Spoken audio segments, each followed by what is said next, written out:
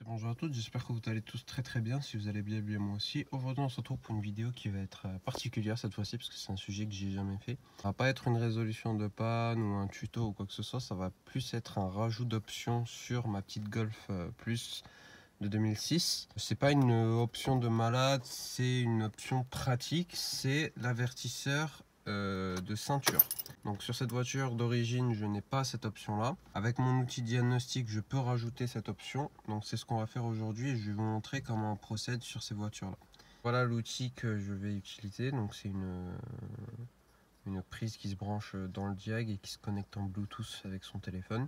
Donc cet outil, ça fait longtemps que je l'ai, cet outil diagnostic fonctionne super bien et on peut faire énormément de choses, beaucoup de reprogrammation, effacer les défauts, lire des données moteurs et autres. Donc bon, de toute manière, je vais vous montrer comment ça fonctionne.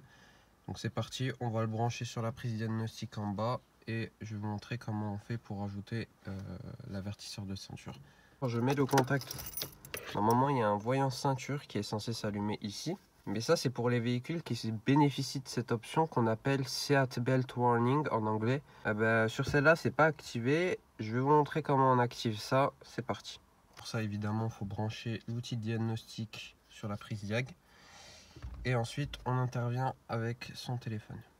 Là j'ai branché mon outil diagnostic, j'ai mis le contact et je vais rentrer dans l'application Zinc Diag Plus. Je appuie sur le petit logo en Bluetooth en haut. Donc ça c'est pour mon appareil à moi. Et je vais dans Rock the Game. J'attends. J'ai entendu un bip de l'appareil qui me confirme que le téléphone est bien connecté à mon outil de diagnostic. Ensuite, j'ai plusieurs paramètres. Là, je veux un système en particulier. Donc je clique sur sélection du système. Je cherche combiné d'instruments. Donc j'attends. Ensuite, j'appuie sur confirmer.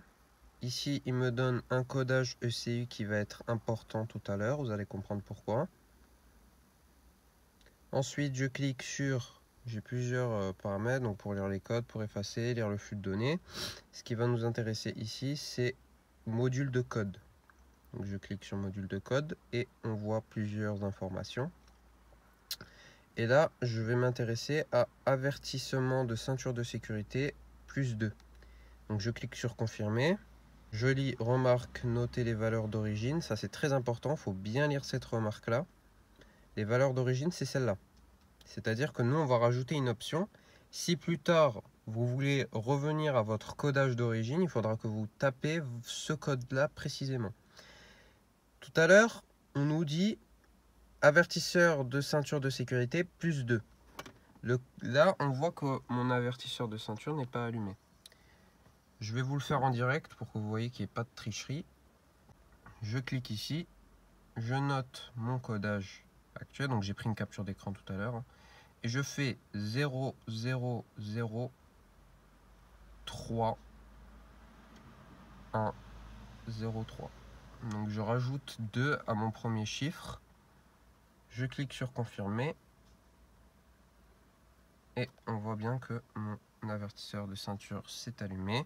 Ici il y a marqué codage avec succès, je confirme, j'attends lire mémoire ECU, confirmer, et je peux sortir de mon calculateur. Donc voilà, et maintenant une fois que je vais rouler avec le véhicule, à partir de 20 km/h, je vais avoir un signal sonore. On va essayer après, je vais rouler avec le véhicule pour que vous puissiez voir. Voilà, donc on va voir ensemble.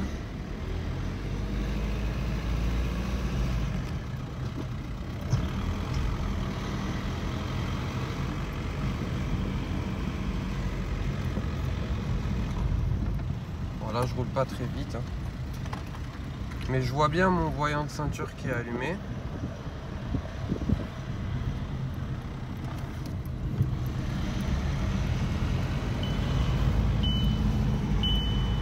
Voilà, donc il est bien allumé. C'est valable pour le siège passager aussi.